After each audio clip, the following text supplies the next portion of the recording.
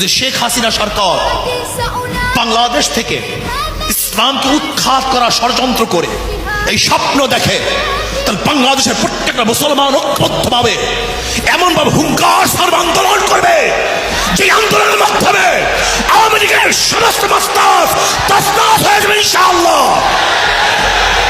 আপনি চিন্তা করতে পেরেছেন 92% মুসলমানদের দেশে এই ইতিহাস চলবে, ছুঁড়ে ফেলবে ইতিহাস। বাংলাদেশের মুসলমানের সন্তানেরা ইতিহাস করতে পারে না।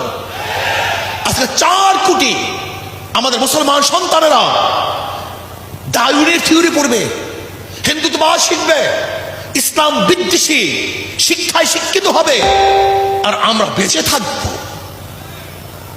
আমরা বাহিরে থাকব, আমাদের শরীরের মধ্যে রক্ত থাকবে না। এই শরীরের মধ্যে এক ফোঁটা রক্ত থাকা সত্ত্বেও নাস্তিকদের মধ্যে আন্দোলন সংগ্রাম চলবে ইনশাআল্লাহ।